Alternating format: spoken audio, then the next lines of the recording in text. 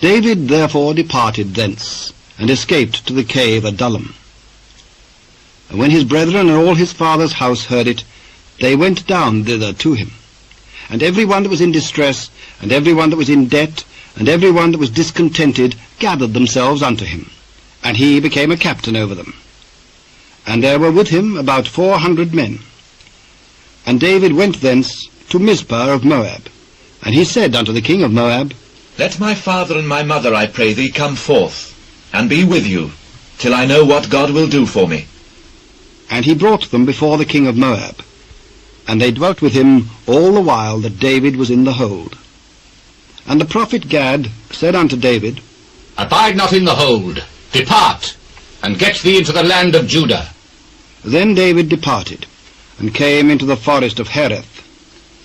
When Saul heard that David was discovered, and the men that were with him, now Saul abode in Gibeah under a tree in Ramah, having his spear in his hand, and all his servants were standing about him.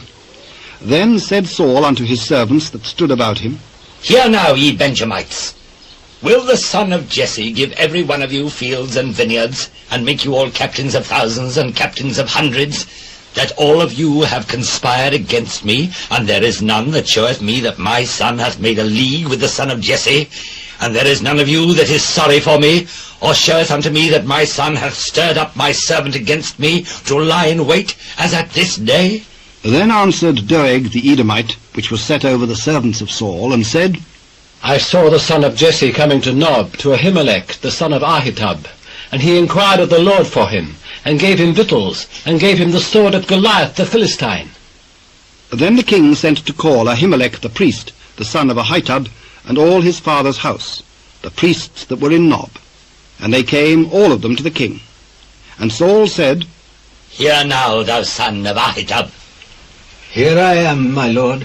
Why have ye conspired against me, thou and the son of Jesse, in that thou hast given him bread and a sword, and hast inquired of God for him, that he should rise against me, to lie in wait, as at this day? And who is so faithful among all thy servants as David, which is the king's son-in-law, and goeth at thy bidding, and is honourable in thine house? Did I then begin to inquire of God for him? Be it far from me.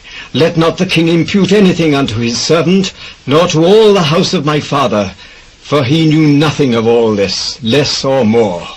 Thou shalt surely die, Ahimelech, thou and all thy father's house. And the king said unto the footmen that stood about him, Turn and slay the priests of the Lord, because their hand also is with David, and because they knew when he fled, and did not show it to me. But the servants of the king would not put forth their hand to fall upon the priests of the Lord. And the king said to Doeg, Turn thou, and fall upon the priests.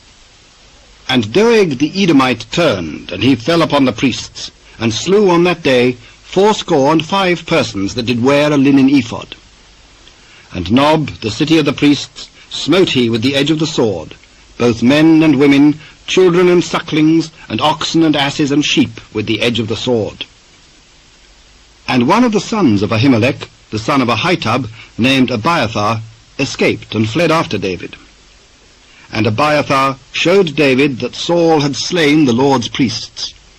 And David said unto Abiathar, I knew it that day when Doeg the Edomite was there, that he would surely tell Saul, I have occasioned the death of all the persons of thy father's house. Abide thou with me, fear not, for he that seeketh my life seeketh thy life. But with me thou shalt be in safeguard.